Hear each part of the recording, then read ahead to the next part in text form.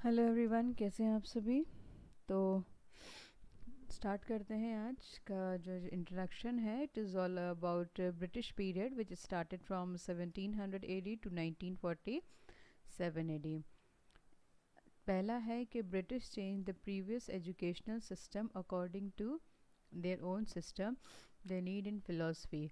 तो अभी तक जो चला आ रहा था एजुकेशन सिस्टम, एंशियंट पीरियड में, मेडिवल पीरियड में, ब्रिटिश बुद्धिस्ट पीरियड में, मुस्लिम पीरियड में, वो कहीं ना कहीं सेम था। लेकिन ब्रिटिशर्स ने जब वो लोग आए तो उन्होंने इस एजुकेशनल सिस्टम को बदल दिया अपने हिसाब से, अपनी ज़रूरत के हिसाब से, अपनी सोच के हिसाब से। In June 1826, the first normal school was started in Madras under British government. Initially, it prepared teachers for district schools.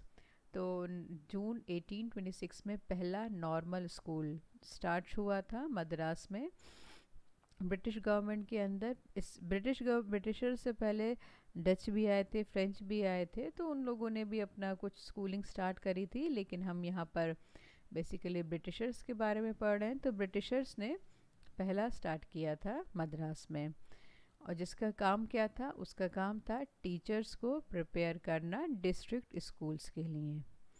बाद में ये जो स्कूल था ये बन गया presidency college, Madras presidency college के नाम से जाना गया। 1847 में एक नॉर्मल स्कूल फिर से बनाया गया बॉम्बे में, और 1849 में कैलकाटा में।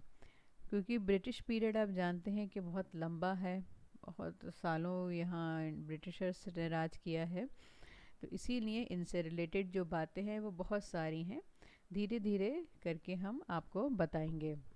आज के लिए बस इतना ही, और इनसे ब्रिटिश पीरियड से रिलेटेड बाकी बातें हम अगली वीडियो में बताएंगे। तो आज का ये इंट्रोडक्शन था। फिर से मैं बता दूँ, this is something which you need not to write, okay, this is just for your information, just for your knowledge. तो आज का हमारा टॉपिक है टीचर डेवलपमेंट और शिक्षक विकास। Teacher is the maker of man, and John Adams. No national reconstruction is possible without the active cooperation of the teacher. As such, there is no investment in our country will pay more dividends than the investment on improving the quality of teachers by providing them professional training or in-service education in normal schools, government colleges, states institutes of education, district training institutes. John Adams के अनुसार teacher जो हैं maker हैं man के, वो teacher ही होते हैं जो कि हमें इंसान बनाते हैं सही मायने में। हमारे अंदर जो अच्छी बातें होती हैं उसको वो उभारते हैं, और जो बुरे हमारे अंदर जो होता है, जो नेगेटिव चीज़ें होती हैं, उनको वो ख़त्म करते हैं या उनको वो दबा देते हैं। तो सही ने मायने में टीचर ही को कहा जा सकता है कि वो मैन के मेकर हैं। No national reconstruction is possible without the active cooperation of the teacher. कि जो नेशनल रिकन्स्ट्रक्शन है, जो राष्ट्रीय पुनर्निर्माण है, वो टीचर के कोऑपरेशन के बिना पॉसिबल हो ही नहीं सकता। एक कुछ दिन पहले भी मैंने एक जगह एक पढ़ा था कुछ कि जितना कि एक नेशन के एक किसी भी राष्ट्र के लिए, उसके डिफेंस के लिए, उसकी हिफाजत के लिए आर्मी जो है रिस्पॉन्सिबल है, आर्मी जो है पे वो डिपेंड करता है, उसी तरह से टीचर्स पे भी जो है नेशनल डिफेंस डिपेंड करता है, राष्ट्र का डिफेंस डिपेंड करता है। तो टीचर का बहुत अहम योगदान है देश के डिफेंस में, देश के रिकंस्ट्रक्शन में, पुनर्निर्माण में। अगर हम चाहते हैं कि हमारे जो प्रिवेलिंग जो फ्लॉज हैं, जो हमारे मान लीजिए कुछ कुछ कुरीतियाँ हैं हमारे देश में, कुछ भी चीज़ बुराई है हमारे यहाँ आसपास हमारे समाज में, तो उसको अगर कोई दूर कर सकता है तो वो दूर कर सकते हैं टीचर्स। और as such there is no investment in our country will pay more dividend than investment in improving the quality of teachers. और इन्वेस्टमेंट आप जानते हैं कि गवर्नमेंट का काम होता है वो अलग अलग एरियाज़ में इन्वेस्टमेंट करती है, पैसा लगाती है उनके विकास के लिए। इसी तरह से ये इसमें कहा गया है कि जितना अच्छा डिविडेंड, डिविडेंड कहते हैं रिजल्ट, प्रॉफिट, ठीक है, डिविडेंड को हम कह सकते हैं प्रॉफिट। तो आप जब किसी चीज़ पे इन्वेस्ट करते हैं, आप पैसा लगाते हैं, तो what do you expect some kind of profit. For example, you have invested your money in purchasing gold.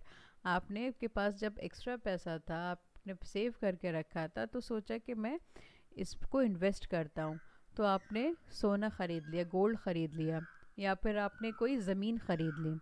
और आपने किस उम्मीद से ख़रीदी कि कुछ साल बाद जब पैसा बढ़ेगा, जब तो क्या होगा, मेरी ख़रीदी हुई ज़मीन या मेरी ख़रीदा हुआ सोना, उसका दाम बढ़ जाएगा।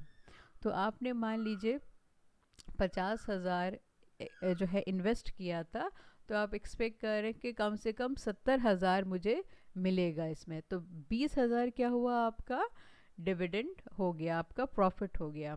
तो यहाँ पर यही बात कही जा रही है कि जो गवर्नमेंट इन्वेस्ट करती है बहुत सारे एरियाज़ में, लेकिन जो डिविडेंड, जो प्रॉफिट हमें इस इन्वेस्टमेंट से मिल सकता है, उतना अच्छा प्रॉफिट हमें किसी और इन्वेस्टमेंट से मिल ही नहीं सकता।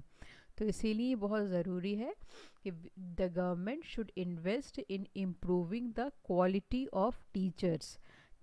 जो क्वालिटी ऑफ टीचर्स हैं, टीचर्स की क्वालिटी को हमें इम्प्रूव करने के लिए ज़्यादा इन्वेस्टमेंट करना चाहिए गवर्नमेंट को। लेकिन अफसोस की बात है कि ये चीज़ होती नहीं है हमारे यहाँ। हिंदी है इसका।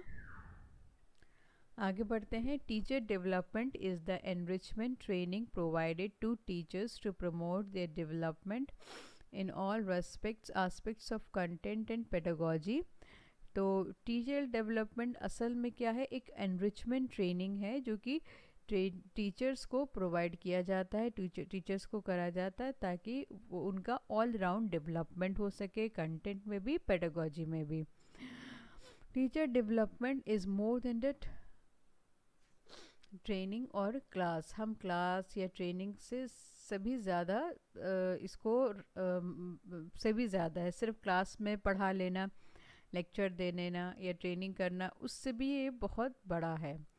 इसमें क्या आता है कि हमें यहाँ पे we have to the teacher educators, we know they should be keen observer.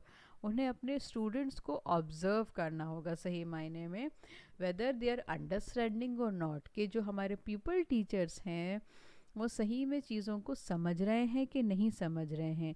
उनकी जो स्किल्स हैं, जो टीचिंग स्किल्स, वो सही मायने में वो बेहतर हो रही हैं कि नहीं हो रही हैं।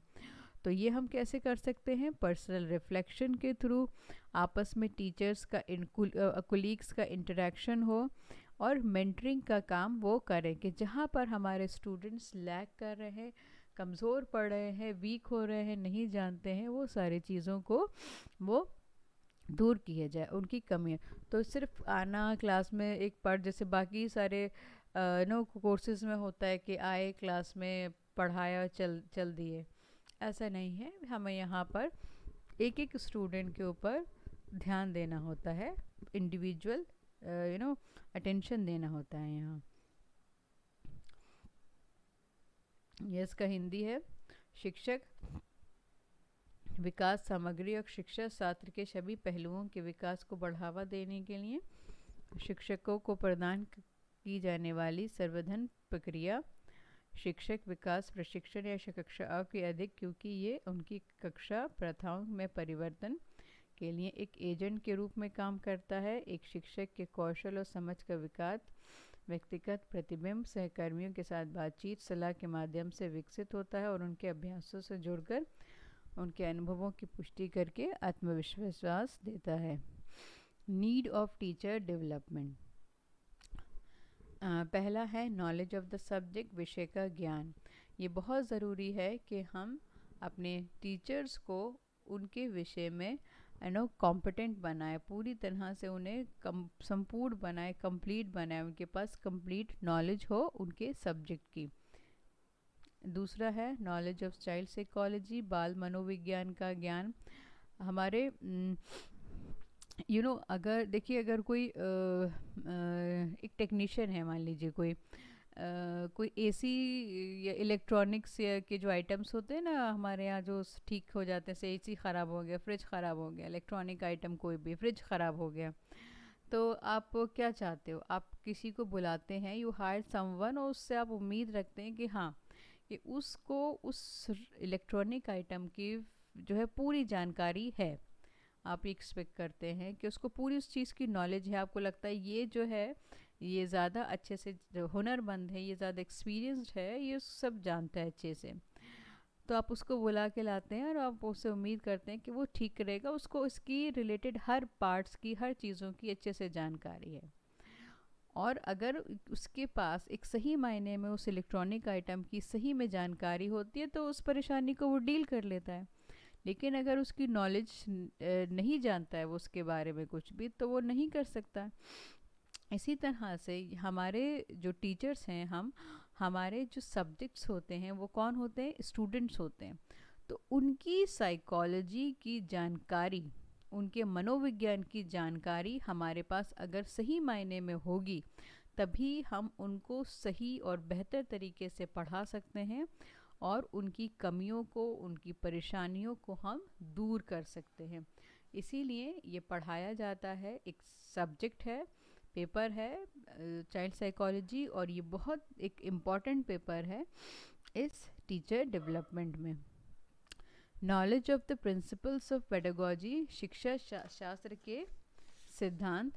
इसमें देखिए 5 प्रिंसिपल्स आते हैं, जिसमें है मोटिवेशन, बच्चों को जो है मोटिवेशन करना भी बहुत ज़रूरी। आप कुछ भी पढ़ाएं, लेकिन जब तक आप बच्चों को मोटिवेशन प्रोवाइड नहीं करेंगे, तो आप उनको पढ़ने के लिए नहीं वो कर सकते हैं। तो बच्चों को मोटिवेशन बहुत ज़रूरी होता है। फिर होता है एक्सपोजिशन। एक्सपोजिशन कहते हैं किसी चीज़ का एक्सप्लेनेशन, यानी कि आप कोई भी चीज़ आप पढ़ा रहे हैं तो सही से उस चीज़ को एलैबोरेट करें, सही से उस चीज़ को समझाएं, एक्सप्लेन करें, और जो मेन पॉइंट्स होते हैं उनको नोट डाउन करें ब्लैक बोर्ड के ऊपर। इस तरह की बात यहाँ पे कही गई है। फिर है डायरेक्शन ऑफ एक्टिविटी, यानी कि जो भी एक्टिविटी आप करवा रहे हैं उसका सही डायरेक्शन आप ले जाएं। फिर है लर्निंग एक्टिविटी डिज़ाइन, कि आप जो है अलग अलग तरह की क्लासरूम में लर्निंग एक्टिविटी डिज़ाइन कर सकते हैं। बिसाइड्स लेक्चर मेथड, आप क्लासरूम में डिस्कशन और ये सब ड्रामा, ये सब चीज़ें भी ऑर्गेनाइज कर सकते हैं। फिर है क्रिटिसिज्म। क्रिटिसिज्म का मतलब ये कि हमें अपने स्टूडेंट्स की क्रिटिकल थिंकिंग को डेवलप करना होगा। critical thinking is something which is very important for the development of the individual। तो किसी भी चीज़ को एक की तरह से ना लेना, बल्कि क्रिटिकली उसके अच्छे, उसके प्रोज, उसके कॉन्स, उसकी लाभ और हानि के बारे में सोचना। Knowledge of AIIMS of education, शिक्षा उद्देश्य के ज्ञान। ज्ञान से ही सब कुछ है, जब सॉरी उद्देश्य से ही सब कुछ है। जब तक हम अपना लक्ष्य निर्धारित नहीं करते हैं, तब तक हम कोई भी चीज़ हम हासिल नहीं कर सकते। इसीलिए सबसे पहले कहा जाता है कि first you set the aim of for yourself. तो ये बहुत ज़रूरी होता है कि हम अपने लिए एम बनाएं। तो जब हम पढ़ने पढ़ाने की यहाँ पे प्रक्रिया लेके आते हैं, तो जो एम्स ऑफ एजुकेशन है उसके बारे में भी सही से नॉलेज होनी चाहिए। अगर टीचर को मालूम है कि सबसे बड़ा जो एम है, जो सबसे बड़ा एम है, जिसके अंदर सारे एम आते हैं, वो क्या है? To bring the behavioural change in the students. तो बच्चे की पर्सनालिटी का इम्प्रूवमेंट, उसके अंदर बिहेवियरल चेंज, ये सबसे बड़ा एम है। अगर टीचर को इस बात की नॉलेज है, तो वो सब कुछ उसी के अकॉर्डिंग ऑर्गेनाइज करेगा, सब कुछ वो उसी के हिसाब से प्लान करेगा। नॉलेज ऑफ एडजस्टमेंट, समायोजन का ज्ञान, कि adjustment is something which is in the nature of human beings. तो अगर उस चीज़ को वो जानता है कि हाँ, I have to adjust with the need of the students, I have to adjust with the need of my school management, I have to adjust with the need of my colleagues। तो कहीं ना कहीं उसके लिए survive करना बेहतर हो जाएगा। Development of ability to use instructional materials, शिक्षा सामग्री का उपयोग करने की क्षमता का विकास करना, कि जो इंस्ट्रक्शनल मटेरियल्स होते हैं, यानी कि जो टीचिंग एड्स हम अगर अपनी आम ज़बान में बोलें, जो टीचिंग एड्स होते हैं उनका डेवलपमेंट करना, उनका विकास करना और उनका सही से इस्तेमाल करना, ये दोनों चीज़ें बहुत इम्पॉर्टेंट है। कि टीचर जो है सही इंस्ट्रक्शनल मटेरियल, सही टीचिंग एड का को लेकर आए, को बनाए, को लेकर आए। सिर्फ जो है बनाना है, टीचिंग एड के नाम पे आप कुछ भी उठा के नहीं ला सकते। टीचिंग एड का मतलब क्या होता है कि समथिंग, ऐसे कोई भी चीज़ जो आपकी एड कहते हैं आपका मदद, जो आपकी टीचिंग में मदद करे, तो उसको बहुत आसान बनाए।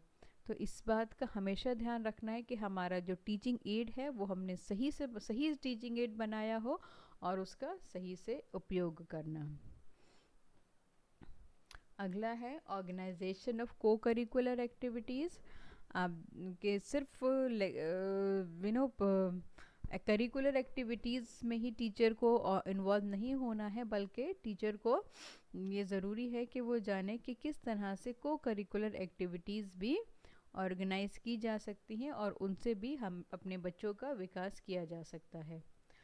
प्लानिंग ऑफ लेसन, पाठ की योजना बनाना, कि lesson planning is something which is very important. और आजकल सिर्फ ऐसा नहीं है कि आप ट्रेनिंग कॉलेजेस में आपको लेसन प्लान बनाया, बाद में नहीं बनाना, ऐसा नहीं है। आप जब स्कूल ज्वाइन करते हैं तब भी आपको स्कूल की तरफ से इंस्ट्रक्शन होता है कि आप लेसन प्लान बनाइए।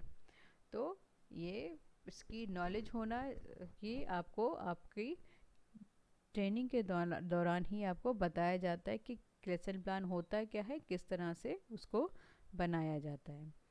नॉलेज ऑफ एवेल्युएशन मेथड्स, मूल्यांकन के तरीकों का ज्ञान। सिर्फ पेपर और पेन के क्वेश्चन दे दिया, लिख दिया, एक्सप्लेन दिस और राइट अबाउट दिस, सिर्फ ये ऐसा नहीं, बहुत सारे एवेल्युएशन के तरीके होते हैं। There are number of tools of evaluation and as a teacher you should know about this. आप जितना ज़्यादा अच्छे नए नए evaluation के tools आप अपनाएंगे, उनकी जानकारी आप हासिल करेंगे, उतना ही ज़्यादा जो है आप evaluation को एक फन एक्टिविटी, आप एक बेहतर एक्टिविटी आप बना सकते हैं। असिस्ट इन गाइडेंस प्रोग्राम, मार्गदर्शन कार्यक्रम में सहायता, कि बच्चों का जो गाइडेंस होता है वो भी बहुत ज़रूरी होता है, चाहे वो मेंटल गाइडेंस हो, जहाँ उनको किसी तरह की मेंटल कोई दुविधा है तो उसमें उनको ज्ञान गाइडेंस देना, या फिर उनका करियर से रिलेटेड कोई परेशानी है उसमें गाइडेंस देना, या उनकी पर्सनल लाइफ में कोई परेशानी है तो उससे रिलेटेड गाइडेंस देना। तो इस तरह के जो गाइडेंस है उसके लिए भी हमेशा हमें तैयार होना चाहिए अपने स्टूडेंट्स के लिए। तो आज के लिए बस इतना ही, मिलते हैं अगली वीडियो में।